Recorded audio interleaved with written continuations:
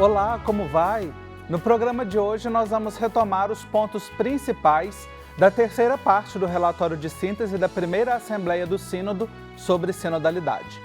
Sob o título Tecer Laços, Construir Comunidades, são abordados temas como a formação, discernimento de questões abertas, escuta e acompanhamento, ambiente digital, os organismos de participação e o próprio sínodo. Para conversar sobre estes temas, eu recebo os membros do Serviço Teológico Pastoral, Neuza Mafra e Celso Carias. Neuza Mafra é cristã leiga, pedagoga, membro do Comitê de Formação da Caritas Brasileira e assessora da SEBS no Regional Sul 4 da CNBB, Estado de Santa Catarina. Neuza, que bom receber você mais uma vez aqui no programa, seja bem-vinda. Muito obrigado, Marcos, e a todos que nos ouvem também um abençoado dia. E também o Celso Pinto Carias, cristão leigo, doutor em teologia pela PUC-Rio, assessor da Ampliada Nacional da SEBS. Celso, que bom receber você aqui também mais uma vez, meu irmão. É sempre uma alegria estar aqui contigo e hoje mais ainda com a Neuza, né? E que todos os que vão nos assistir possam ter uma boa síntese da síntese. Isso, gostei da expressão, uma síntese da síntese. Esta terceira parte aqui do nosso relatório de síntese, né? Que a gente já acompanhou, passou pelos 20 capítulos, mas ao final de cada parte, a gente procura destacar aqui para ajudar você também neste processo de recepção, de aprofundamento, de reflexão destes pontos que são tão importantes. Eu queria, assim, começar a nossa conversa, né? Porque o título diz Tecer Laços e Construir Comunidades. Mas que comunidades? Queria começar ouvindo a Neuza e, na sequência, o Celso. Então, eu achei muito interessante a tua provocação, viu, Marcos? Porque, em primeiro lugar, eu acho que a gente precisa recuperar o sentido da palavra comunidade. Ultimamente, ela tem sido apropriada por vários grupos, né? Poder público e outros. Não que eles não possam. É que, para nós, a palavra comunidade ela é sagrada. Ela tem um outro viés, ela é o sentido mesmo da comunhão, que para nós ela é extremamente cara.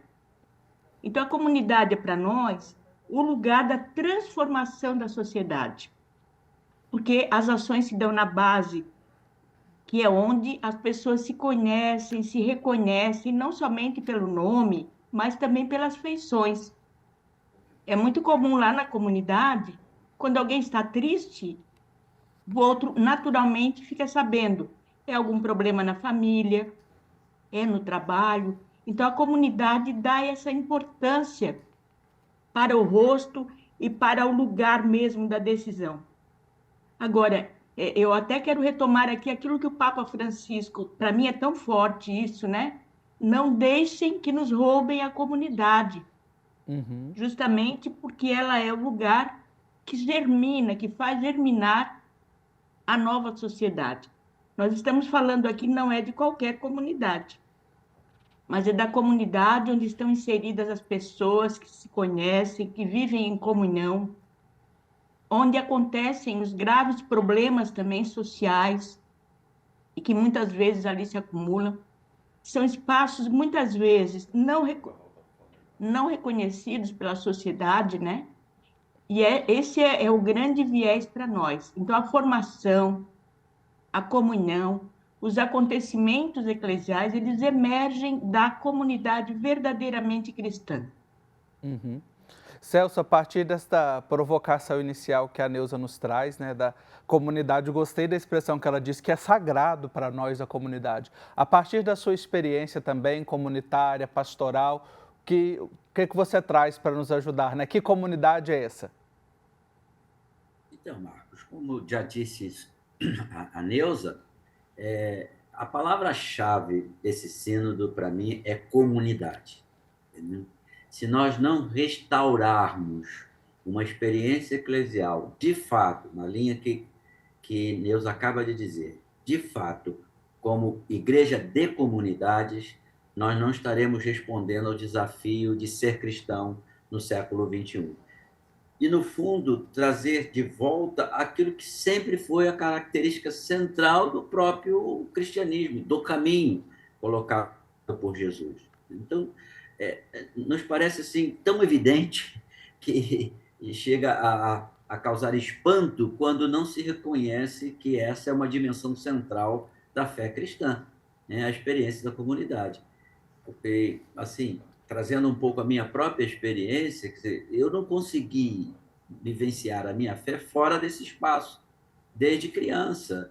E aqui na região que vivo, na Diocese de Duque de Caxias e São João de Meriti, essa experiência foi muito marcante, sobretudo nos 23 anos em que Dom Mauro Morelli esteve por aqui, né?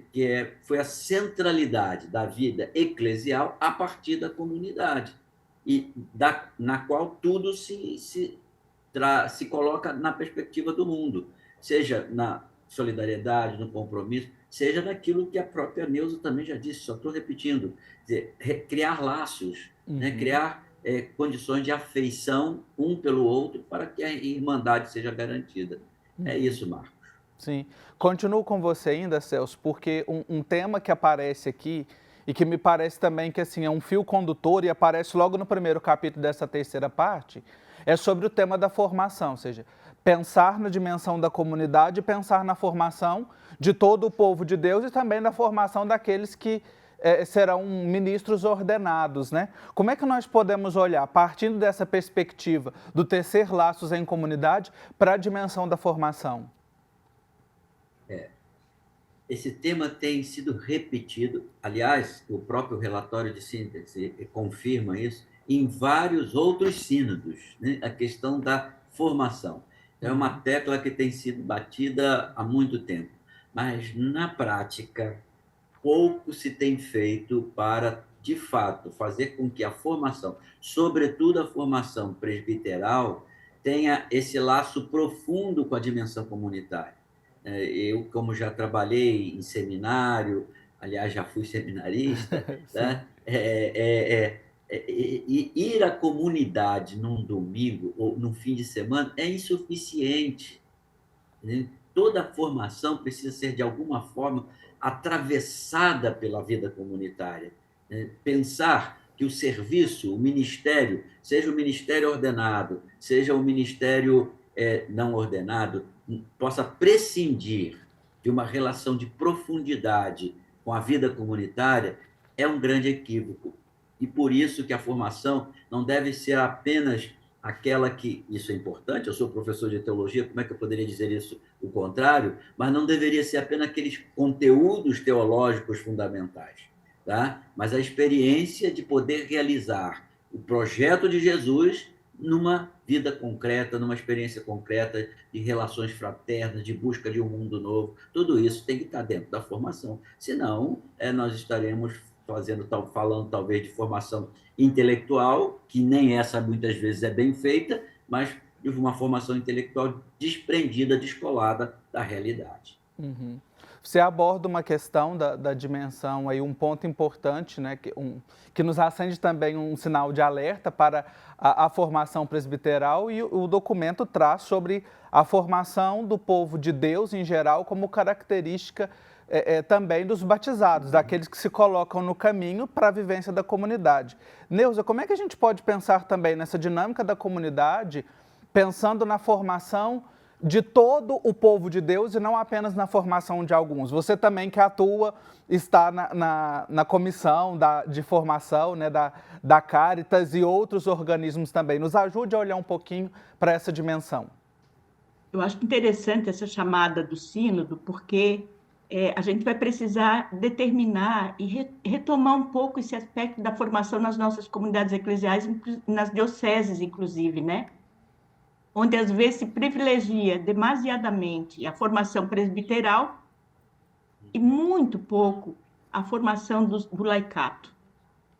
Então, eu acho que o próprio sínodo, ele aponta para algumas proposições, e aí o Celso aponta no início ali, né? A formação, ela começa a partir de Jesus, que ele passa de formando a formador, que é na prática, que é no dia a dia, que é na observação dos acontecimentos.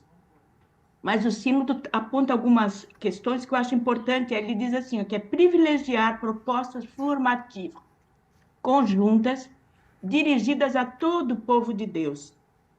cristãos leigos e leigas, consagrados, ministros ordenados, sob a responsabilidade das dioceses. Depois, criar uma cultura de formação permanente, não apenas aquela formação pontual, de vez em quando, não é? Que hajam também recursos disponíveis para a formação de todo esse povo de Deus. Quando a gente está falando do povo de Deus, é bem aquele povo que está determinado lá pelo Concílio Vaticano II. Todo o povo de é a Deus, igreja. né, Neuza? A igreja é o povo de Deus. Não está dizendo lá o povo de Deus é o bispo, né? A igreja é o padre. Não, somos todos nós. Essa herança a gente não pode abrir mão, não. Inclusive, a gente, enquanto leigos também, deveríamos cobrar mais essa formação mais sistemática, mais comprometida, né? E aí o sínodo aponta também que o povo de Deus esteja representado nos percursos de formação do ministério ordenado. Olha, quantas mulheres poderiam estar ajudando na formação dos novos sacerdotes, no sentido de humanizá-los mais, inclusive, eu acho que essa seria uma condição até para a diminuição do clericalismo, não é? Para o cuidado com as mulheres, o cuidado com o ser humano. E aí aponta uma outra, né? Criar processos adequados, inclusive isso eu acho extremamente importante, de seleção de candidatos para o ministério ordenado. Então, o sínodo faz algumas sugestões, oxalá, né, na segunda fase, isso seja levado adiante, inclusive com proposições concretas, que agora retornam Sim. para o cumprimento nas nossas dioceses, né? A gente fica aqui torcendo. Isso. Nós vamos dar uma pausa, Neuza, e para fazer um intervalo bem rapidinho, mas já já a gente continua essa conversa sobre a terceira parte do nosso relatório de síntese. Estamos de volta com o nosso programa, hoje retomando os principais pontos da terceira parte do relatório de síntese. Eu converso com Neuza Mafra, com Celso Pinto Carias, ambos integram o Serviço Teológico Pastoral, o grupo que é responsável por pensar, por dinamizar e por propor as reflexões que nós fazemos aqui no Igreja Sinodal. E se você quiser acompanhar todos os programas, especialmente esses que nós abordamos sobre o relatório de síntese, basta você procurar no YouTube Igreja Sinodal, @Igreja Sinodal, e você vai ter acesso a todos os programas para compartilhar com seus amigos, com sua família, com sua comunidade. Nós encerramos o bloco falando sobre formação. Celso e Neuza trouxeram elementos importantes para a gente pensar a formação de todo o povo de Deus, a formação presbiteral. E eu quero retomar aqui, Celso, trazendo assim, 2 temas que aparecem em capítulos separados, mas que, a meu ver, são muito interligados, que é formar comunidades mais escutativas, de criar uma dinâmica de escuta e conectar também com os organismos de participação que aparecem no capítulo 18. A gente sabe que muitas igrejas locais, dioceses, em paróquias, esses organismos de participação, alguns deram uma esfriada e em outros eles até morreram, deixaram de existir. Como é que a gente pode aproveitar esse momento também do sínodo sobre sinodalidade, sobre essas provocações, para reavivar esses organismos de participação e também criar uma cultura de escuta nas nossas comunidades? Veja bem, Marcos, nada do que foi dito até aqui e tudo que já acumulamos de reflexão sinodal desde o início da sua convocação poderá ser, de alguma forma, efetivado sem mecanismos que permitam a efetivação dessas orientações. Tá?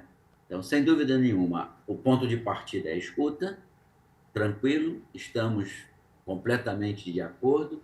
Agora, uma escuta que não há, depois dela, uma reação, no sentido de propiciar mecanismos de articulação, de participação, né? E que, como você bem colocou, nós no Brasil já tivemos, inclusive, de maneira até bastante ampla, tá? Em anos atrás, esses mecanismos efetivados.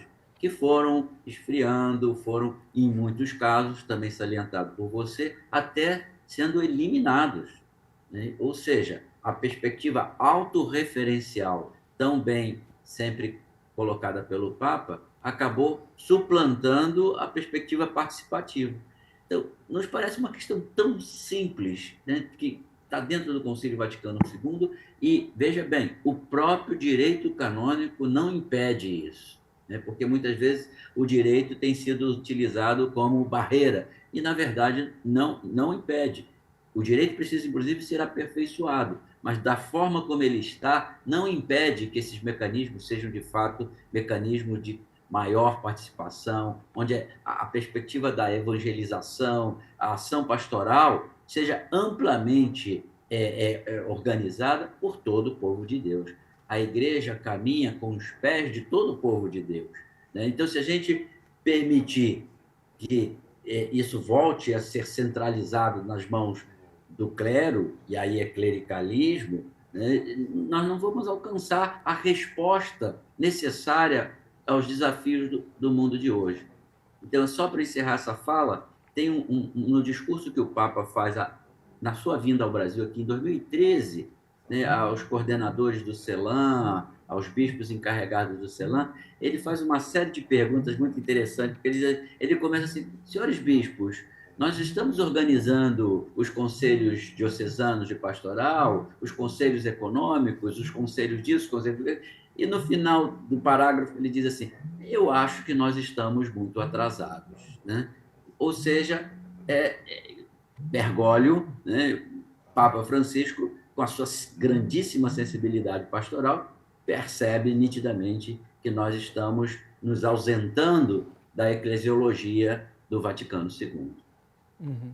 E que é muito cara a ele, né, e a nós, e claro, e leva isso, né, acho que também uma das grandes marcas que a gente pode perceber, talvez assim, quem tá mais por perto, quem acompanha, reflete, percebe que muitos dos apontamentos que o Papa Francisco leva para o sínodo e também no decorrer do seu pontificado, parte da sua experiência, né, enquanto latino-americano, enquanto arcebispo, seu grande protagonismo também na Conferência de Aparecida em 2007, né, e depois na redação do documento final. Então nós vamos vendo aí também de que forma que a igreja latino-americana pode ajudar o mundo a viver o evangelho, a construir o reino de Deus. E dentro dessa perspectiva, queria trazer aqui a Neuza para a conversa, né, pensando nessa corresponsabilidade dos batizados, nesses organismos de participação, mas também no acompanhamento. Quando o documento propõe por uma cultura de escuta, também fala-se de uma cultura de acompanhamento a diversos sujeitos. Como é que nós podemos, Neuza, no dia a dia das nossas comunidades, também exercer essa cultura de acolhida e de acompanhamento às pessoas? Então, nesse espaço aqui, o documento, a síntese, inclusive, ele deixa bem claro que a autoridade é sempre a palavra de Deus. E aí, todos batizados, né? Todos batizados e batizadas são corresponsáveis pela missão. Isso que Celso também já lembrava, né?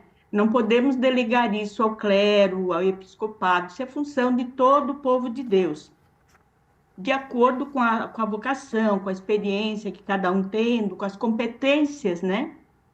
Que é isso que vai, na verdade, enriquecer. Assim, todos devem contribuir, né, nas mudanças. Inclusive, trazia ali nessa fala anterior do Celso, que a comunidade mais escutativa é aquela que vai trazer presente os anseios daqueles que sofrem. Então, nesse mundo dilacerado que a gente está vivendo, mais do que nunca, é importantíssimo, né, escutar aqueles que estão sendo alijados do processo eclesial. E muitas vezes a gente tem um aparato litúrgico, um aparato eclesial que não os contempla.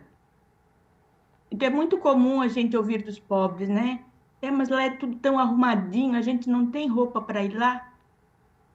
A gente não sei se é lugar da gente. Então, é necessário que a gente se dê conta de que o mais importante é a palavra aqui. E aí o documento vai trazendo, né, eu acho que esses espaços de participação e que se tornam corresponsabilidade de todos, dentre eles, né, o conselho e as assembleias, são os mais importantes, porque eles deverão reconhecer ali e traduzir ali as forças vivas da comunidade. Como é que está sendo a nossa vivência lá nos conselhos de pastoral, nos conselhos de economia da comunidade, nas assembleias, né? A gente chega lá, já está tudo pronto? Não deveria, né? É importante que a gente construa juntos, né? Então, desde a composição desses espaços, que tem que ser espaços mistos, extremamente mistos, convergentes, que traduzam ali todas as forças das comunidades. E aí a gente precisaria se perguntar assim: como é que a gente pode criar ou estabelecer em nossas comunidades organismos que promovam e valorizem a participação de todos e todas, mulheres e homens, idosos, jovens, né? Lembrar que mesmo o idoso, ele não tem prazo de validade. Ele tem espaço lá na comunidade. A gente precisa valorizar isso. Como que a gente eleva, por exemplo, a importância da mulher na comunidade? Que papel ela assume na comunidade? É de submissão a vida toda? Ou ela assume um papel de frente nos espaços de decisão? A gente tem ajudado a construir as reuniões de conselho, as assembleias? Ou a gente está sendo convidada apenas para assinar e concordar e dizer que está tudo bem? Não, acho que quando a gente diz assim, nós somos o povo de Deus, isso para mim é extremamente forte. Sim. Mas temos que dizer não. Se eu sou povo de Deus, eu sou parte dessa igreja, então eu tenho que ajudar a construir tudo aquilo que dela faz parte. Eu acho que esses organismos de participação, para mim, são extremamente importantes. E houve uma época, Marcos, na década de 80, por ali, 90, a gente tinha essa formação de conselhos muito forte nas comunidades, nas dioceses. Houve um esfriamento, né, muito, muito brusco, inclusive, né? Sim. Passou de 8 a 80. Então, quem sabe a gente recupera esses espaços de comunhão, participação e missão. E essa era a tecla, né, na década de 80. E que o Espaço Papa... de comunhão, participação e missão. E a gente precisa retomar isso, porque isso não passou da validade, não. Sim. Boa chamada, Neuza, especialmente para esses 3 temas, essas 3 palavras-chave que o Sínodo nos apresenta, né? E também uma boa forma da gente encerrar esta síntese da síntese, como o Celso mencionou, porque o nosso tempo já chegou ao fim. E eu quero agradecer muito a vocês, né, pela participação, pela reflexão e pela contribuição. Celso Carias, muito obrigado. Juntos e acreditamos plenamente que conseguiremos alcançar o caminho aí de uma igreja sinodal. Que assim seja. Neuza Mafra, também muito obrigado pela sua contribuição neste programa. Eu que agradeço, lembrando aqui, né, Marcos, que tem uma cartilha passeando por aí com todo o conteúdo do relatório síntese que foi feito pelo Conselho Nacional do Laicato, Caritas Brasileira e Jesuítas. E aí, essa proposta da cartilha é para a gente não precisar esperar a segunda fase do sínodo, que a gente já pode começar a trabalhar algumas questões ali desde já. Grande abraço. Obrigado. E para você que nos acompanha, obrigado pela sua companhia. Na próxima semana a gente continua neste processo sinodal como uma igreja em missão, acompanhando os pontos que o Papa Francisco nos diz, 10 temas principais para o processo sinodal. Espero você, até lá.